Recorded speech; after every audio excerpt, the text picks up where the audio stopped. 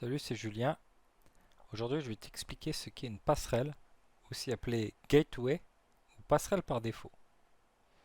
Tu l'as déjà sûrement vu ici.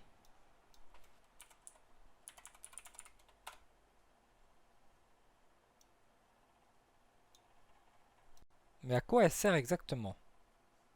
En moins de 5 minutes, tu vas enfin comprendre. Imagine ton quartier. Imagine que ton ordinateur est une maison. Toutes les maisons de ton quartier peuvent communiquer entre elles. Par exemple, le premier PC 192.168.0.10. Le PC 2 192.168.0.20. Ils sont dans le même réseau. Ils peuvent se parler directement, pas besoin d'aide. Maintenant, imagine que tu veux envoyer un colis à quelqu'un qui est dans une autre ville. Tu ne vas pas conduire directement jusque chez lui. Tu vas passer par la route principale. En informatique, cette route principale, c'est la passerelle. Dans un réseau, prenons l'exemple ci-dessous. Donc j'ai un PC 192.168.0.20.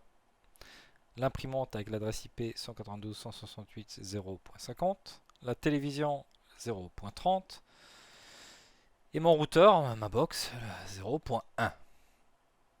Le routeur est la passerelle. Tous les appareils savent si je dois chercher quelqu'un qui n'est pas dans mon réseau, j'envoie tout au routeur. Du coup, ça ressemble un petit peu à ça. Mon PC veut aller sur Internet, sur Google, donc il passe par le routeur qui est la gateway avec l'adresse IP 192.168.0.1. C'est ma box. Donc il va sur Internet et sur Google. Et pourquoi ton PC connaît la passerelle? Lorsqu'il démarre et lorsqu'il est connecté au réseau, le DHCP ou un serveur DHCP ou le DHCP natif dans votre box internet va donner directement une adresse, un masque, un DNS et une passerelle. Exemple, 0.20, 3 x 255.0, 192.168.0.1 et en DNS 1.1.1.1 ou 8.8.8.8. Du coup, je vais vous présenter ce qui se passe quand vous initiez une communication avec votre imprimante qui est sur le même réseau local. Eh ben, mon PC qui a la 192.168.0.20 va vouloir communiquer avec le 192.168.0.50. C'est le même réseau, donc il y a une communication en direct. Par contre, quand je souhaite aller sur Google, donc il y a communication avec le 142.250.74.14 qui est l'IP d'un serveur Google, c'est le même réseau? Non. Alors, on passe par la passerelle pour aller sur Internet. Du coup, si je schématise, même réseau, connexion directe, réseau différent, gateway Internet. Maintenant, imaginons que on veut configurer un équipement, qu'on configure la passerelle 192.168.0.254, alors que la bonne adresse c'est 192.168.0.1. Lorsque ton PC cherchera une porte qui n'existe pas, résultat, on peut encore communiquer en local avec les appareils de ton réseau. Par contre, pour aller sur Internet, ça va être plus compliqué. Il n'y aura plus d'Internet et c'est une panne très fréquente.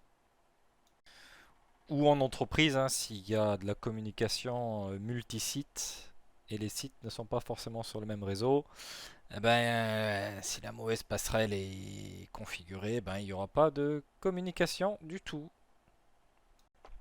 Donc, petit rappel pour voir la passerelle. Hein. Donc, invite de commande Windows ipconfig. Et pour modifier la configuration, les dans le panneau de configuration, réseau et Ethernet, connexion réseau.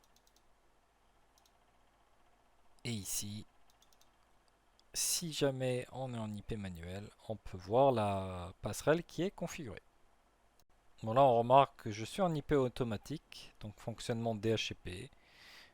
Quand je branche mon PC sur le réseau, c'est la box qui va définir mon adresse IP, mon masque de ce réseau et ma passerelle par défaut. Si je devais résumer, donc le PC parle directement aux appareils du même réseau. Et pour sortir sur Internet, il faut passer par la passerelle. La passerelle est donc la porte de sortie de ton réseau. Et sans elle, ben, il est impossible de surfer sur le net. Merci d'avoir regardé cette vidéo.